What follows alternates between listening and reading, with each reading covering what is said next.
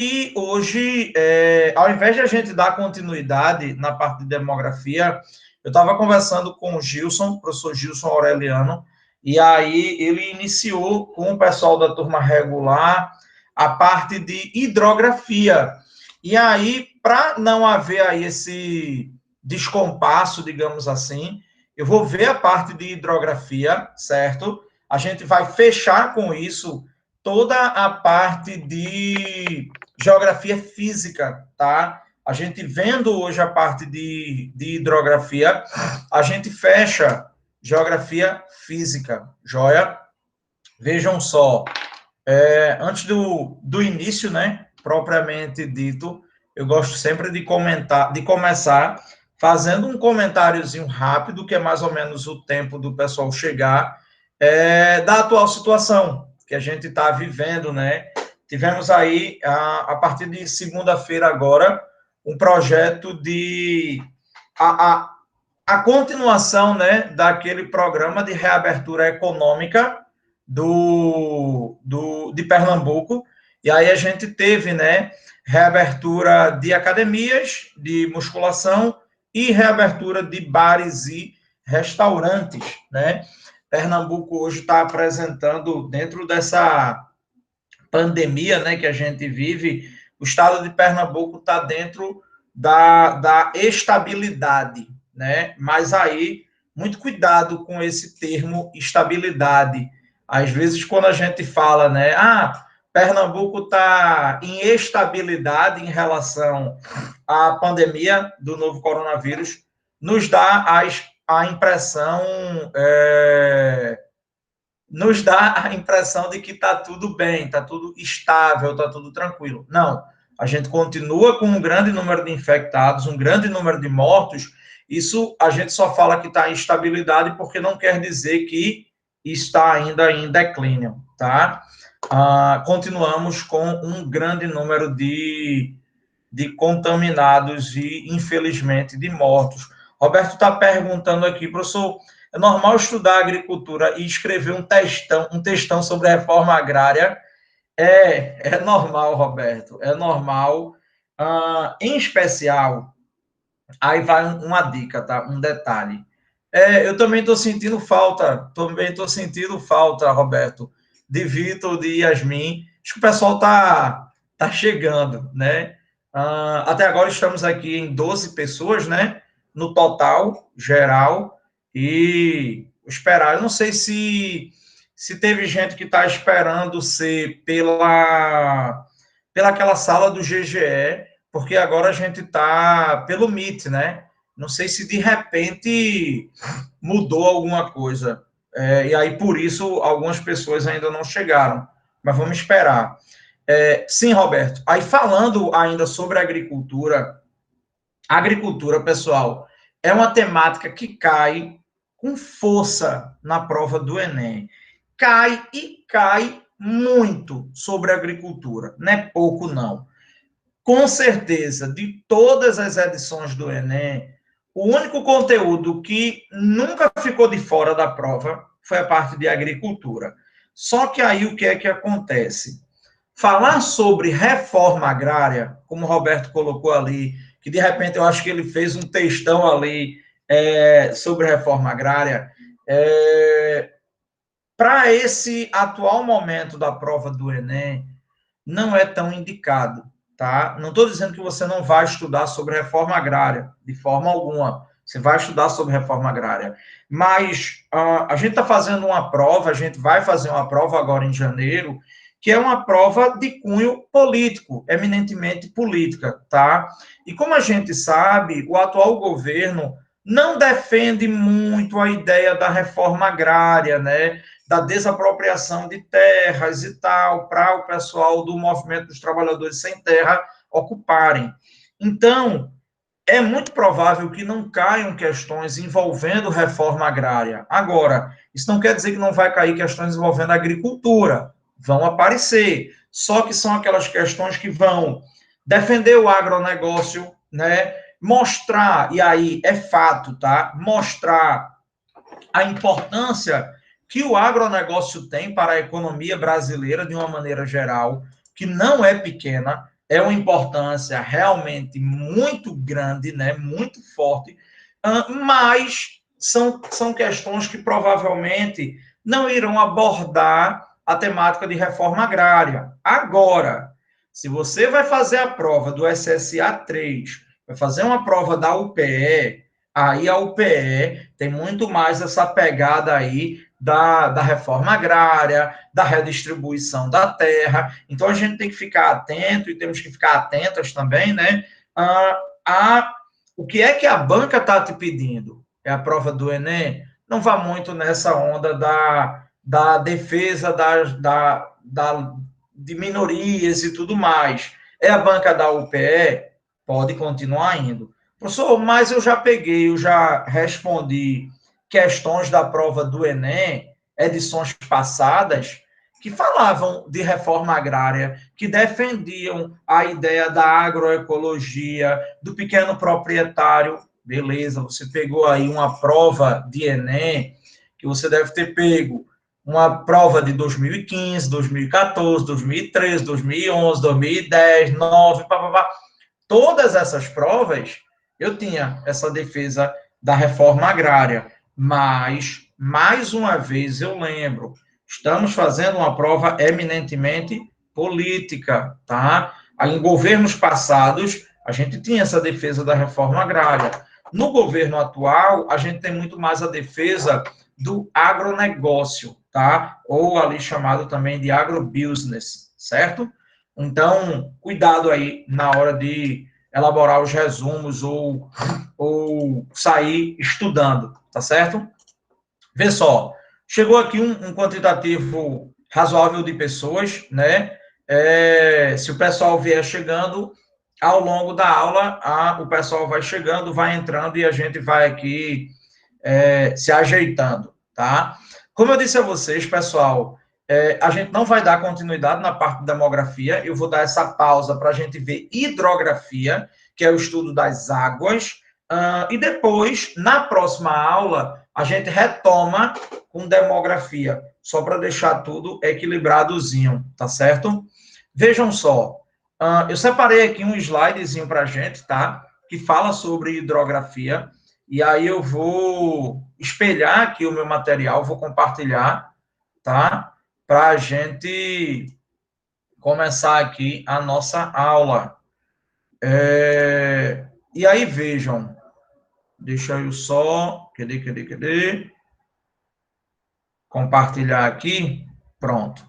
Pessoal, como a gente hoje está pelo Meet, não estamos pelo Zoom, estamos diretamente pelo Meet, quando eu espelho aqui o meu material para vocês, eu não consigo ver o chat, tá? Eu vou fazer o seguinte, eu vou, para a gente não ter nenhum tipo de problema, e de repente vocês perguntarem alguma coisa, eu vou conectar o meu celular também, tá? Eu vou entrar na sala como um ouvinte, eu vou só desativar a câmera, microfone, para participar, e aí, de repente, se vocês colocarem alguma coisa aí no chat, eu posso ver, tá certo? Eu vou vendo aqui pelo celular e vou dando uma olhadinha no chat, tá certo? Deixa eu só baixar aqui o volume, porque mesmo com o fone ele fica dando um retornozinho chato. Massa. Pois é, Roberto tava com saudade, eu também tava, não vou mentir não. Tava esperando o pessoal vir chegando. Vamos embora, Vitor. Vejam. Tá aqui, deixa eu organizar.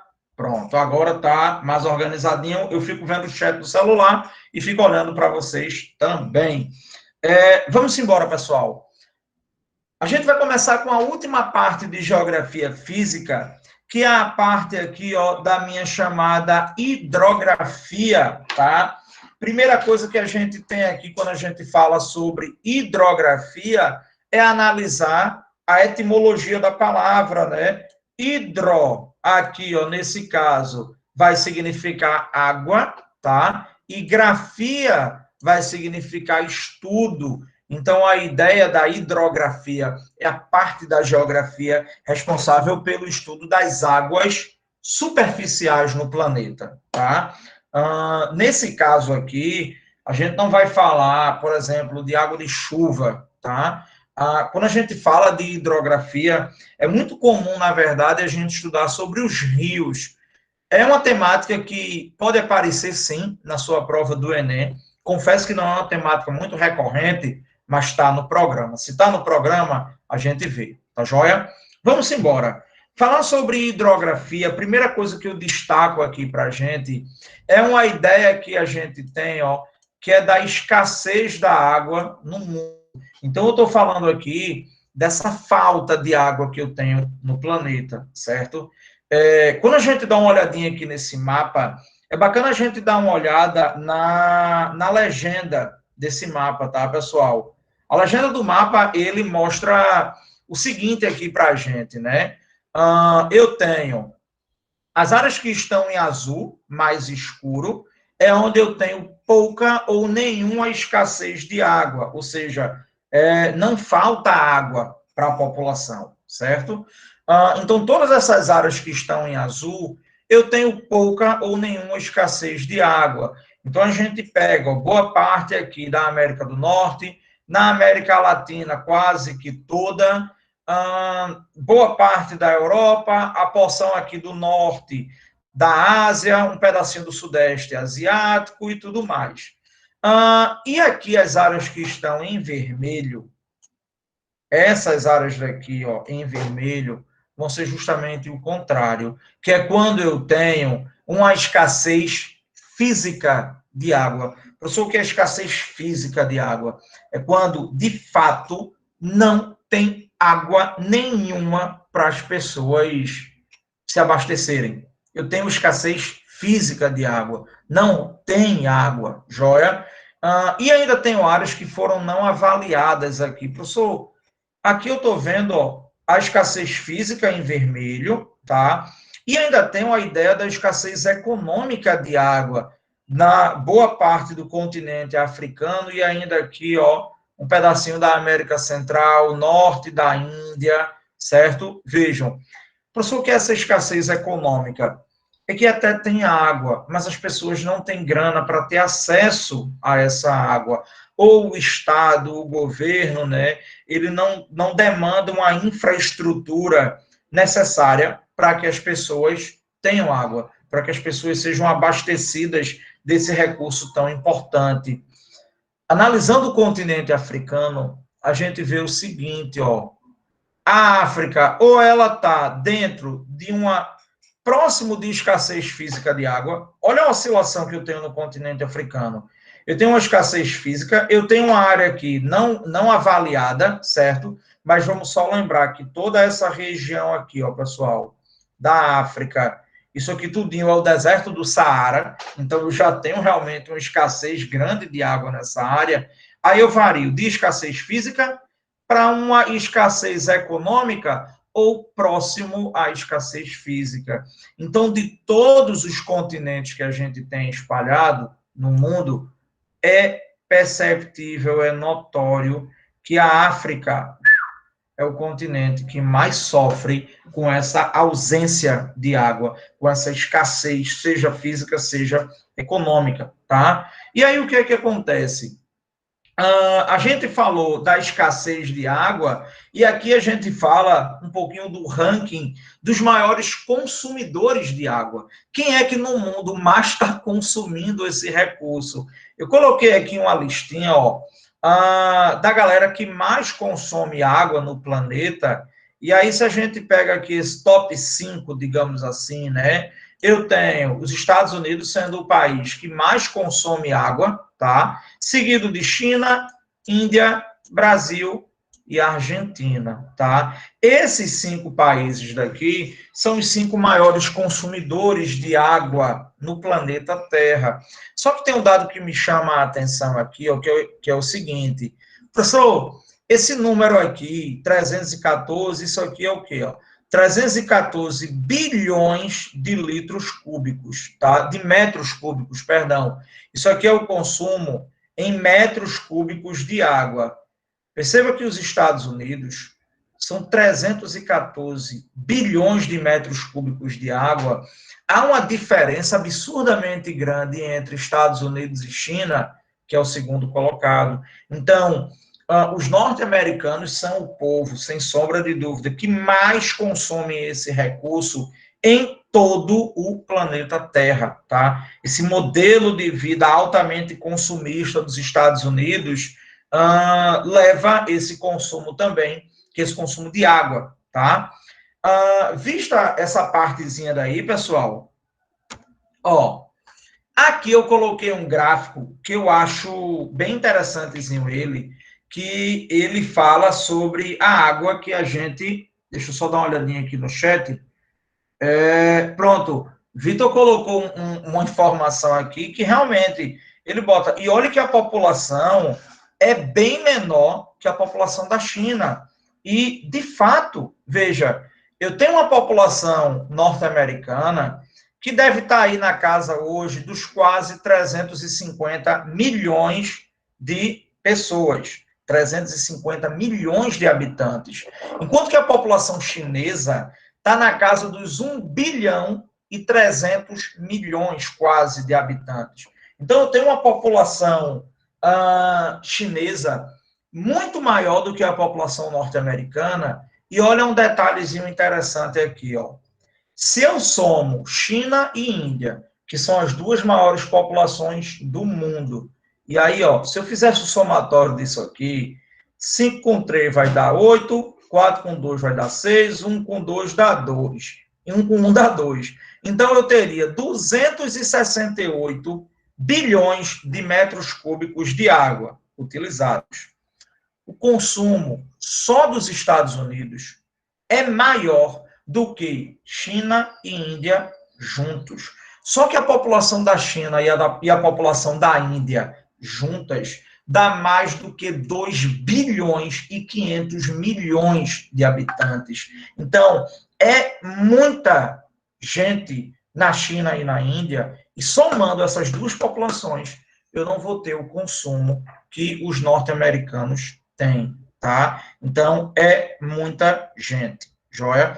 Pessoal, ó, só relembrando, teve uma galerinha que chegou agora, fica ruim até para mim, assim, olhar para cá, olhar para o celular e ver o chat, eu me perco. Quer tirar qualquer dúvida, é só abrir o microfone e falar a qualquer momento, tá? Não tem o menor problema, certo? Então, pode perguntar aí à vontade. Vê só, eu coloquei aqui esse outro slide, que é a ideia da água que a gente não vê, né? Tipo, onde é que está indo esse consumo de água? A galera está consumindo muito onde?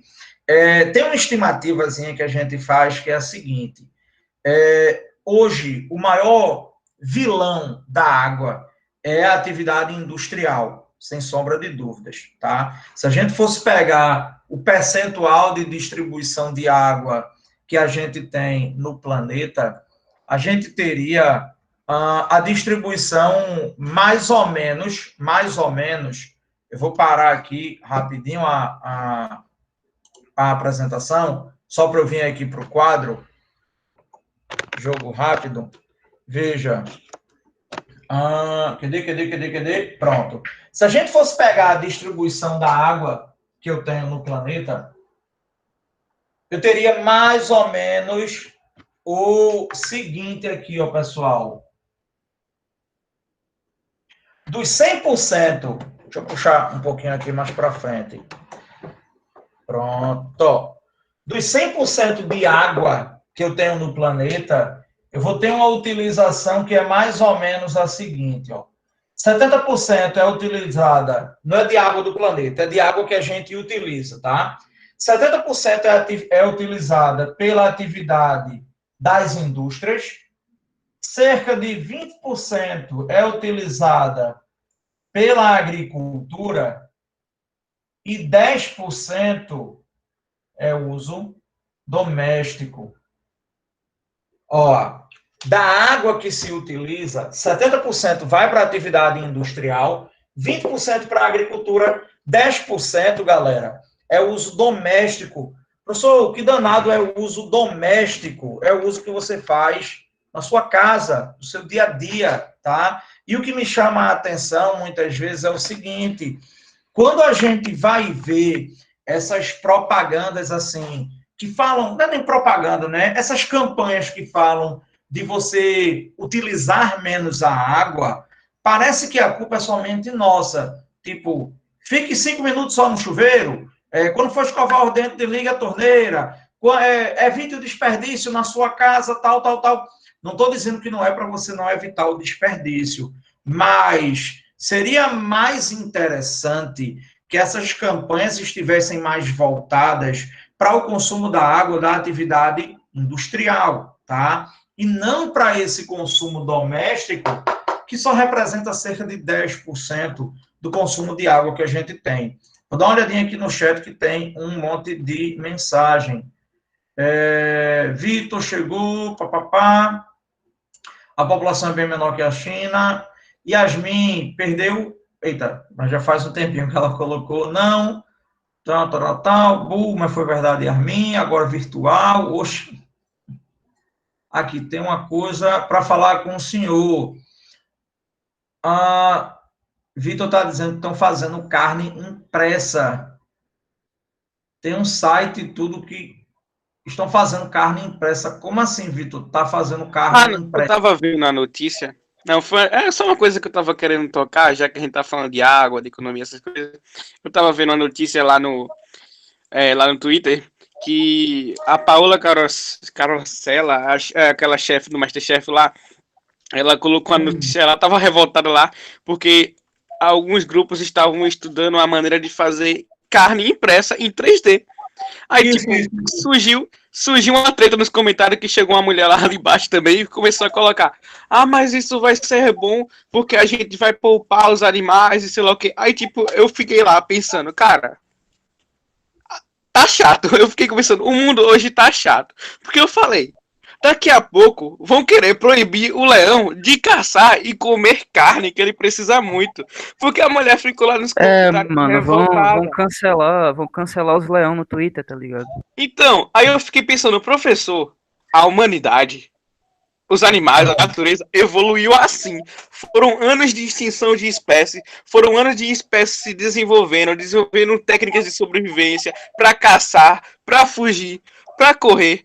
E você negar que, por exemplo, o ser humano, que desenvolveu muitas técnicas, inclusive muitas de abates rápido para que o animal não sofresse, desenvolveu todo um ritual. Você negar que o ser humano coma carne porque você quer que o animal não sofra é algo que é você negar anos de desenvolvimento, na minha opinião. Aí, tipo, cara, eu fiquei pensando, vocês nunca viram um abate na roça, a sua tia batendo uma galinha, um porco? Eu achei isso chato. Eu falei, a humanidade tá chata. Daqui a pouco vão querer proibir o leão, que precisa da proteína da carne humana, de caçar e se alimentar. Eu fiquei tipo, caramba. Mano, o mundo tá muito sem graça, mano. Eu acho que a Idade Média tinha mais graça do que hoje, sinceramente. Vamos voltar pro feudalismo, na moral. Tinha dragão, tinha mago, tinha batalha, era mó da hora, pô. Por que isso acabou? Vejam. Ainda tem como bater um papo com os bárbaros. Ainda dava para bater o papo com os bárbaros, né? Vejam só. Com relação a essa produção de carne sintética, eu já tinha visto algo realmente. O pessoal está produzindo essa carne em laboratório. Dizem os especialistas que essa carne sintética ela teria o mesmo sabor, a mesma textura de carne normal e que poderia gerar aí a mesma quantidade de proteínas, né? Eu Sim, professor. Eu acho assim que geraria menos impacto, sim. A gente sabe que a nossa ciência, a tecnologia está evoluindo muito. E esse é um processo, é um avanço. Até porque para a criação de animais, como, por exemplo, o boi, é gastado muita água. E a gente sabe da importância da água para a vida, né?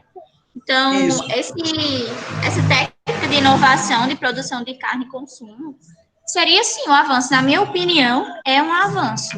Até porque ia estar economizando muita água. E a gente tem que ter responsabilidade também. Que não é Isso. só para a gente atual, tipo, assim, a nossa vida atual. A gente tem que pensar também nos futuros. Uhum. Veja, Yasmin, o que você colocou aí é realmente uma perspectiva muito interessante. E a verdade, pessoal, é que hoje, cada vez mais, a gente come alimento sintético, tá? No momento que você está comendo um salgadinho, por exemplo, um Fandangos, um Pipos, um Doritos desse da vida, você está comendo um alimento sintético. Quando você está comendo uma margarina, né? Não é manteiga, mas que você vai comer uma margarina para colocar no pão, aquilo ali é um alimento sintético. Se você vai ler ali o rótulo daquele negócio, o que tem de fórmula química ali é um negócio absurdo. Então, eu acho, Yasmin, que isso é o futuro, tá? O futuro vai ser esse. Agora a gente tem aí duas discussões distintas, tá? Uma discussão que os meninos levantaram aí a bola, né? Que Vitor falou, poxa, professor, daqui a pouco a galera vai proibir o leão de comer carne, né? E aí você tem a defesa, por exemplo, de uma galera que é vegana, de uma galera que é vegetariana, e que não gosta e não acha bacana se alimentar de animais, né? Vê aquela questão também dos maus tratos com o animal. E você tem uma outra perspectiva, que é uma perspectiva econômica, que Yasmin aí levantou, né? A questão que a criação de gado, ela, para você produzir 1 quilo de carne, você gasta muita água, né? Então, você tem esses dois lados. Você tem o lado do ativismo, como o Vitor levantou aqui, a questão do ativismo, e você ainda tem uma perspectiva econômica. Uma coisa que fique bem clara, né? As pessoas não estão desenvolvendo carne sintética, não é pelo ativismo, tá? É por uma questão econômica. Muito provavelmente, o lucro que se tem na produção dessa carne sintética vai ser maior do que o lucro do abate do gado bovino, tá? Então, a ideia não é um ativismo e tudo mais, tá? É realmente uma perspectiva econômica. A graça é fazer carne no carvão. Veja, isso é um embate, pessoal, que, no final das contas, a gente não chega muito a um denominador comum. O que é o denominador comum, de certa forma, nisso, na minha opinião, tá? É que, em havendo o abate desses animais, o pessoal fala de, eu até acho estranho, mas é a expressão que se usa, que se haja uma morte do animal que seja mais humanizada. E não é nem somente a morte, é que a vida deste animal seja mais humanizada.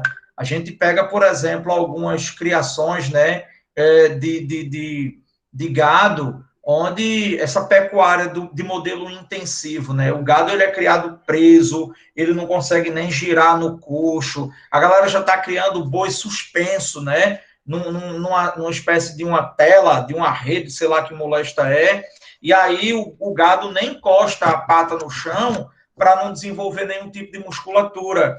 E aí isso já sai, já foge da tua necessidade proteica, da tua necessidade de proteína animal, para uma crueldade com animais. Então, essa é também uma outra discussão, outro viés que se tem, né? Beleza, vai comer a carne, seja do boi, da galinha, da vaca, tal. Veja a forma que esse animal está sendo criado, veja a forma que esse animal está sendo abatido, e não criar nessa ideia dos maus tratos, né? Então, acho que a discussão ela acaba caminhando um pouco por aí, porque você discutir com um vegetariano ou com um vegano que você necessita de proteína animal, ele vai trazer para você uma lista de vegetais em que a proteína desse vegetal substitui a proteína desses animais. Então, é uma discussão que acaba sendo muito ideológica, né? Tem gente que opta, ó, não quero comer animal, acho que é maltrato. Tem gente que diz, não, eu como e de boa, assim.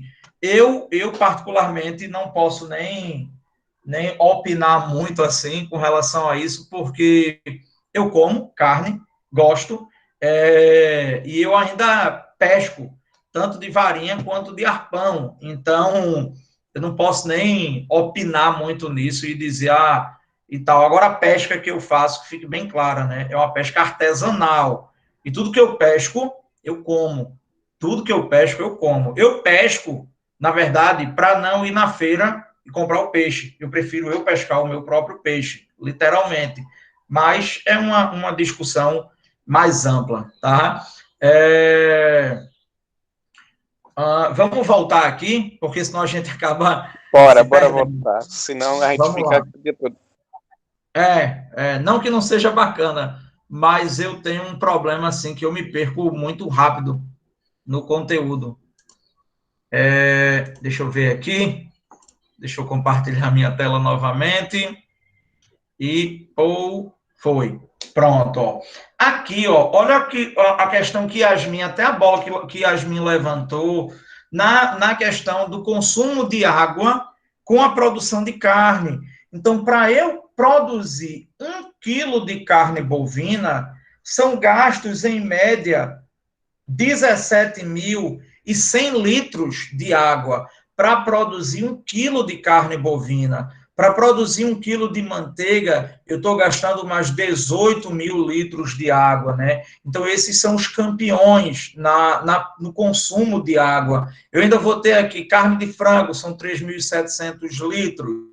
Para arroz, 2.500, para queijo, 5.280, para batata, 132, para leite, 712,5 litros de água. E para o pessoal aí que gosta de...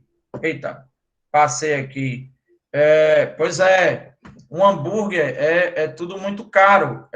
Um hambúrguerzinho são 180 litros de água, né? Então, assim... No final das contas, vale a pena investir nisso aqui, ó.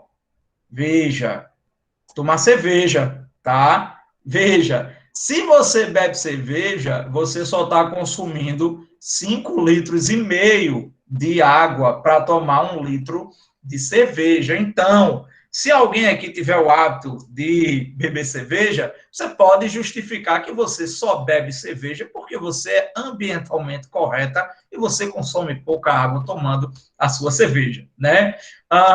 Tô brincando. Quer dizer, tô não. Vamos embora. Pronto. Vista essa parte daí, a gente fala agora um pouquinho, pessoal, a respeito dos rios, de fato. E aí a gente começa realmente a entrar na parte de hidrografia. Como eu disse a vocês, essa parte de hidrografia, ela vai estar muito vinculada ao estudo dos rios, tá? E aí, quando a gente fala de rios, eu coloquei aqui, né, o conceito. Rios são correntes de água doce que circundam os continentes e as ilhas. Então, o rio, ele efetivamente precisa de ter água doce para eu poder considerar ali como um rio, tá? A gente pode ter, basicamente, 3 grandes utilizações para os rios. Para o transporte, tá? E aí você vai poder colocar um navio como esse aí, cheio de container dentro dele. Para geração de energia, produção de energia. Aqui a gente, no Brasil, por exemplo, ó, se utiliza muito dessas chamadas hidrelétricas, né, para produção de energia elétrica, e a gente ainda tem aqui esse consumo de água para a irrigação, tá? Só que eu ainda posso utilizar esses rios para água para o cara consumir, para atividades de lazer, por aí vai, tá? Mas transporte, geração de energia e irrigação são os 3 principais usos que a gente tem dos rios, tá joia? Vamos para uma partezinha agora bem técnica, que aí requer um pouco mais da atenção de... Beleza? Veja, coloquei aí para a gente a estrutura de uma bacia hidrográfica, tá? Primeira coisa, né? A bacia hidrográfica é esse conjunto onde eu vou ter um rio principal, seus afluentes e subafluentes, tá? Então, eu vou ter aqui, ó, a ideia que eu tenha um rio principal passando por aqui, faça de conta que isso aqui é um rio, tá? Esse aqui é o rio principal. Aí eu tenho o rio que deságua dentro do rio principal. Esse rio que deságua dentro do rio principal, eu dou a ele o nome de afluente, joia? Rio principal é esse maior, o menorzinho é o afluente, e o que vai desaguar dentro do afluente, que são pequenos riachozinhos, pequenos corpos d'água, esse daqui, ó, eu chamo ele de subafluente. Então, vejam, eu tenho, ó, mais uma vez, rio principal. O rio que deságua dentro do rio principal eu chamo de afluente. O rio que deságua dentro do afluente eu chamo de subafluente. Antes que surja a dúvida, professor, se tiver um outro rio bem miudinho passando por aqui, só um corregozinho, que está jogando água dentro do subafluente, este será chamado de subafluente? Não. Para por aí, tá? Rio principal, afluente, subafluente. Tudo que desaguar dentro de um subafluente, eu vou dizer que é subafluente do mesmo jeito, tá? Rio principal, afluente, subafluente. Toda a área que é banhada por esse rio principal e seus afluentes e seus subafluentes também, toda essa área, eu vou chamar de bacia hidrográfica. É esse conjunto como um todo, joia? Dentro da bacia hidrográfica, eu tenho algumas partes interessantes aqui. Primeiro, eu peguei o rio, ó, desde a sua nascente, coloquei aqui ó, o nascimento do rio, até a sua foz, que é onde o rio vai desaguar. Eita, deu uma escurecida aqui, mas deixa eu ver se dá para vocês continuarem me vendo, porque a lâmpada daqui de casa fica queimando, essa lâmpada do escritório. Ela apaga e acende. Espera aí, tem o rio principal, a do rio principal é o afluente. Isso. Não é o que sai, é o que deságua. Vamos botar aqui o seguinte, ó. Vamos botar que o rio estava correndo aqui, e aí aqui tem o mar. Eu comprei uma mesa digitalizadora, mas a bichinha parou de funcionar. Os desenhos iriam ficar menos feios, tá? Eu tenho o rio principal e aqui está o mar, joia? Então, o rio, ele está correndo para cá, ó. Lá vai o rio, correndo para cá. Esse rio aqui, o grandão, é o rio principal. Tem o seu afluente, que é o que joga as águas aqui, ó, para dentro do rio principal. E tem o subafluente, que é esse menorzinho, que joga as águas para dentro do afluente, tá? Então, é um sistema de drenagem, né? Um rio vai jogando a água dentro do outro, tá joia? E aí eu montei essa bacia hidrográfica para a gente. Desde a nascente, que é a parte mais alta do rio, até a sua foz, que é a última parte do rio, joia? Normalmente, pessoal, essas áreas mais altas daqui, ó, eu vou chamá-las também de divisores de água. Professor, por que é que eu vou chamar isso aqui de divisor de água? Vê, dá só uma olhadinha aqui no quadro. Deixa eu tirar esse telefone aqui para não acabar derrubando. Vejam. Pronto. Aqui eu acho que, pelo meu celular, pelo que eu estou vendo, dá para vocês enxergarem. Ó, qual vai ser a ideia aqui que eu tenho do meu divisor de águas, aquela parte mais alta, normalmente muito próximo ali a uma área de nascente. Veja, eu vou colocar aqui, ó, a área mais alta, tá? É uma espécie aqui de uma colina, de uma montanha. E aí, ó, ele vem descendo para cá. Com essa ideia que eu tenho do meu... Por que eu vou chamar isso daqui de um divisor de águas, tá? Quando chove, pessoal, e o rio normalmente é abastecido, ou pode ser abastecido por água de chuva, quando há essa chuva daqui, essa precipitação, nessas áreas mais altas, ó, eu tenho a água que vai correr para um lado e tenho a água que vai correr para o outro.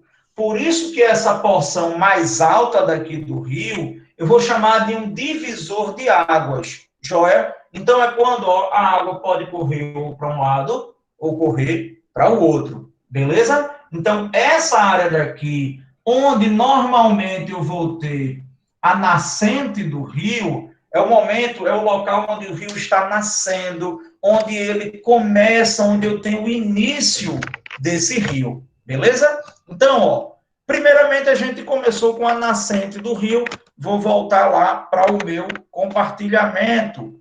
Deixa eu pegar aqui, ó. Oi, que primeiro eu tenho que compartilhar. Vou botar aqui. E PayPal, Proof, veio. Veja. Então, aqui, ó, deixa ele carregar aqui. E pronto. Belezinha. Ó, aqui eu vou ter o seguinte. Nascente do rio, porção mais alta. Também aqui conhecido como cabeceira do rio. É o início dele, tá? Nesse momento daqui, pessoal, como eu estou falando de uma área de topografia mais inclinada, uma região mais alta, né? Eu vou ter esse rio correndo com bastante velocidade. Nesse momento, o poder de erodibilidade do rio é muito forte, a força de erosão dele é muito grande. É muito comum encontrar aqui cachoeiras, quedas d'água, corredeiras, o rio vem descendo virado na gota, tá? Em toda essa área daqui, ó, ao momento que o rio vem ganhando em distância, outros cursos d'água menorzinhos vão desaguando dentro dele, e aí eu tenho ó, os meus afluentes, joia?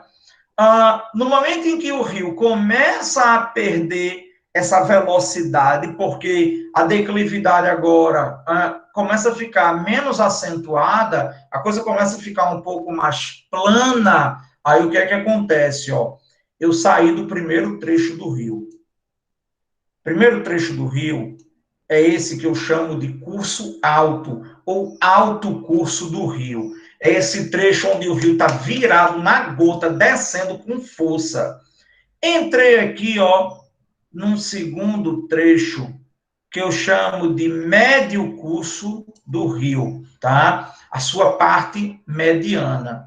Nesse momento daqui, pessoal, que o rio ele começa a correr de forma mais lenta, porque agora ficou mais plano, fica mais tranquilo, é um momento que o rio começa a apresentar, ó, essas curvas, tá? Essas sinuosidades, certo?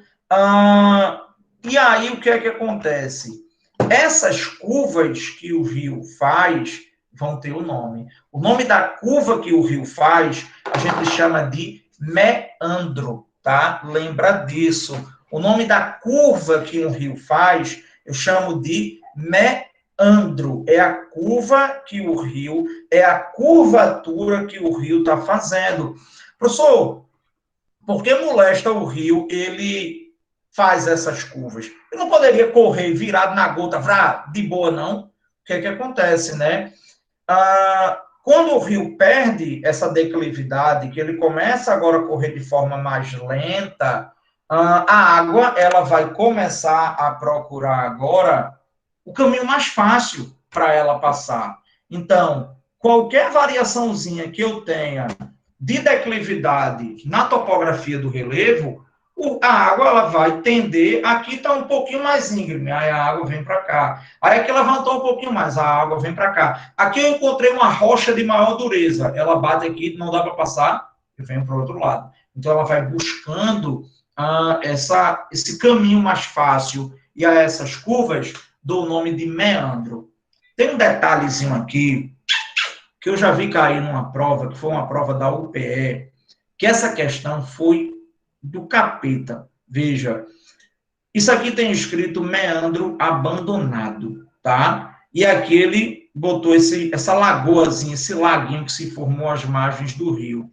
Teve uma questão que caiu na prova da UTE, que a galera fez o seguinte, ó, imagina que pegaram aqui, pegaram assim uma foto desse trecho aqui, que eu coloquei o quadrado. Tiraram a foto do rio, e do lado do rio tinha uma espécie de uma lagoazinha. E aí ele perguntava, a paisagem fotografada abaixo representa qual feição da bacia hidrográfica? E aí tinha um monte de opções, e uma delas era o danado do meandro abandonado. Muita gente, mas muita gente errou essa questão, porque não sabia o que era um meandro abandonado. Professor, e o que danado é um meandro abandonado? Veja, a história dos meandros abandonados é até triste, porque ele foi abandonado, tá? Deixa eu parar aqui e vir embora aqui para o meu quadro. Olha só, veja, professor, o que molesta é esse meandro abandonado? Vou apagar aquele desenho, vou jogar minha luzinha para ali, porque ilumina um pouquinho mais, e assim que terminar a aula, eu já vou comprar uma lâmpada nova aqui para casa. Prazer, meandro abandonado é fogo. Olha, vamos lá. O que acontece aqui, ó? Eu tenho a seguinte coisinha aqui. Veja, aqui está passando o rio e essa curvatura, como a gente já viu, são chamados meandros. A curva que o rio faz, dou ele o nome de meandro. O que é que acontece? Tá? Aqui está, belezinha, o rio. Veja, a estrutura, o corte do rio, vamos imaginar agora que a gente está dentro do rio, olhando ele por dentro, tá? Então, vou fazer aqui, ó, o riozinho aqui, aí aqui uma vegetaçãozinha, só para a gente se ligar, tá? Deixa eu botar ele aqui, porque é uma margem que ficou mais baixa do que a outra. Pronto, beleza, tá aqui. O que é que acontece? Quando o rio está no seu regime normal de abastecimento, vamos botar que a água do rio está aqui, tá? Essa água do rio aqui nesse nível, toda essa área daqui eu vou chamar, ó, de leito menor, tá? Tudo isso daqui do rio, ó, é o leito menor do rio. É a profundidadezinha normal, a água do rio está aqui de boinha. Quando a gente tem períodos mais chuvosos, muita água, muita chuva, obviamente que o nível do rio, ele aumenta. E esse rio, ele pode, inclusive, transbordar. A essa porção do rio, para até onde ele se expande, eu chamo isso daqui agora de leito maior. Então, eu tenho o leito menor e eu tenho o leito maior. Veja, é normal um rio transbordar as suas águas. É normal o rio sair dessa estrutura de um leito menor para um leito maior. Basta chover um pouco mais, se o rio for abastecido por água de chuva. Isso aqui é super normal. O rio estava aqui, choveu mais, o rio encheu. Para quem mora em cidades que você tem a possibilidade de ver um rio e tudo mais, você percebe isso. Eita, sei lá, você mora aqui em Recife, mas você está passando ali pelo rio Capibaribe. Eita, o rio está cheio, virado na gota. Choveu muito, o rio transbordou. Ele foi para o seu leito maior. Aí, vamos voltar para a historinha do meandro abandonado. Está aqui a estrutura do rio. A gente viu que ele pode aumentar o volume e depois diminuir. Pois bem, o que é que pode acontecer aqui, pessoal? O rio vinha passando por aqui, fazendo o seu caminhozinho, sua sinuosidade, pá, tranquilinho, de boa. Só que, de repente, começou a chover muito e o rio aumentou o seu tamanho. Quando ele aumentou o seu tamanho, o novo volume dele agora transbordou. Ó, veja, o rio que só ocupava essa área que eu coloquei aqui, agora começou a ocupar toda essa área que está pontilhada. Beleza? O que pode acontecer? Quando o rio volta ao seu a sua profundidade normal, digamos assim, ele pode agora admitir um novo curso. Ele fazia esse curso daqui, só que agora, de repente, o rio voltou para o seu tamanho normal e agora a direção dela, o curso que ele estava tomando, sofreu uma pequena alteração. E aí, olha o que foi que aconteceu. Isso aqui foi-se embora. E aí, olha o que aconteceu. Aquela antiga curva do rio ficou aqui isolada. Formou-se aqui, ó, às margens do rio, uma pequena lagoa. Mas lembre-se, antes essa lagoa fazia parte do rio. Ela era um meandro do rio. E aí ela deixa de ser um meandro e passa a ser agora um meandro abandonado. Veja, o rio transbordou, voltou ao seu leito normal, e depois essa áreazinha que era o meandro do rio fora abandonada. E aí a gente vai ter uma nomenclatura que é a de um meandro abandonado. Pessoal, ó, veja. Professor, como é que isso aqui pode cair para mim? Vê, pode cair dessa forma de uma foto. Tirei uma fotografia, tá lá uma fotografia. Pegou a imagem do rio, apareceu uma lagoa do lado do rio, é certo, meandro abandonado, tá? Isso aqui é se a gente fosse pegar uma prova com um grau de dificuldade maior, tá certo? Pode ser que apareça, joia? Vamos seguir aqui, ó. Bora voltar.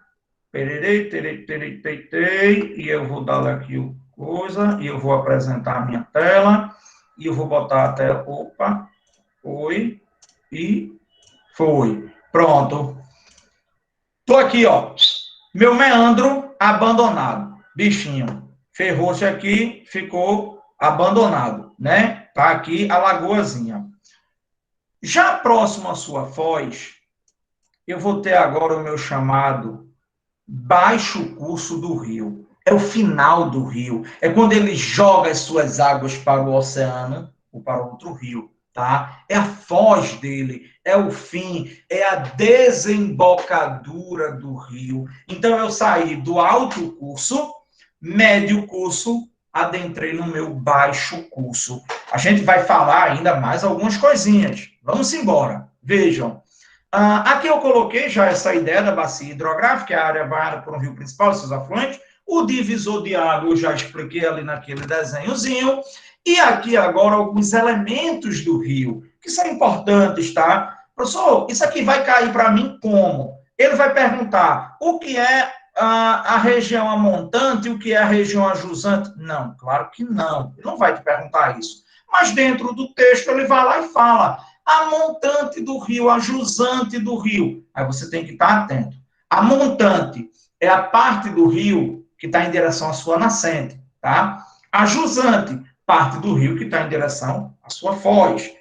Talveg é a parte mais profunda do leito do rio, do fundo do rio. Então, sei lá, você pode estar fazendo uma trilha, olha aí, eu acho bacana as coisas para você poder se amostrar. Tá? Você está fazendo uma trilha, vai acampar com o pessoal, vê, todo mundo, deu janeiro, todo mundo passou na prova do Enem, pronto, essa galera aqui todinha vai se reunir e vamos todo mundo fazer um acampamento, um camping e tal. Aí você bota a sua mochila nas costas, aí você encontra um rio, aí você vai dizer assim, ó, pessoal, vamos andando a montante do rio, eita, olha, em direção à sua nascente. Aí você quer ir para perto da foz, pessoal, vamos caminhar até a jusante do rio, vai atravessar o rio. Olha, cuidado aí, porque o Talveg pode ser muito profundo, é a parte mais profunda do rio, tá? Vamos embora aqui, ó.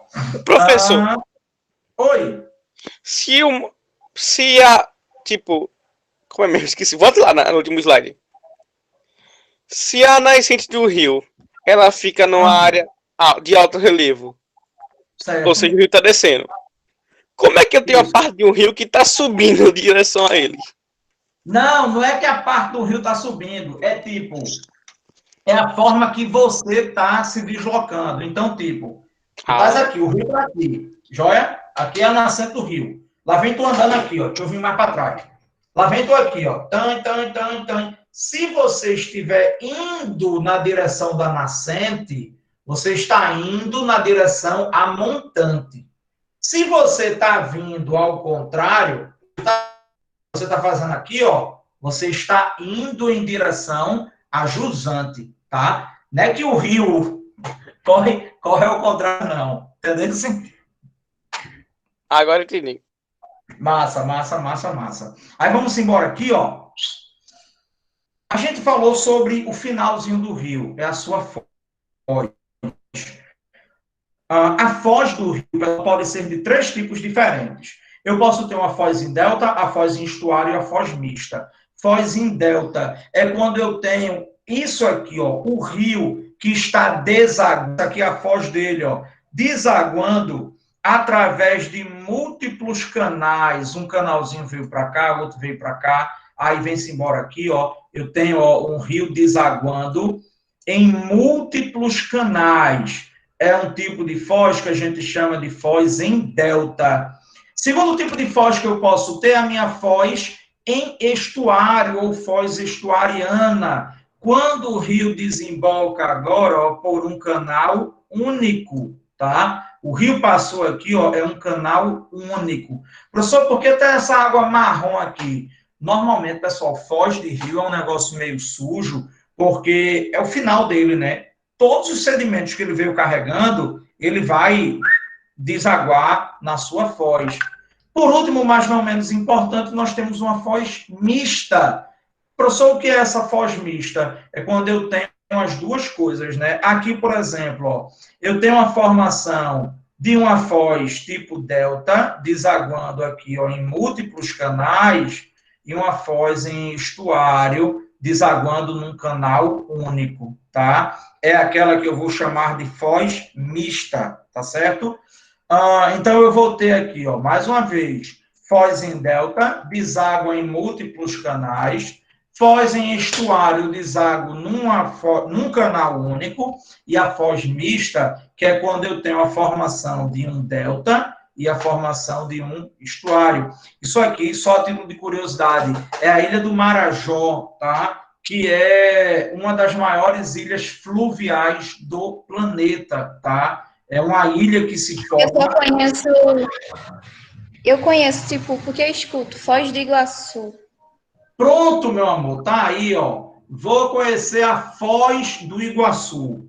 Foz é onde o rio deságua, onde ele joga as suas águas. É a última parte do rio. No caso, Foz do Iguaçu, tá aí. Pronto.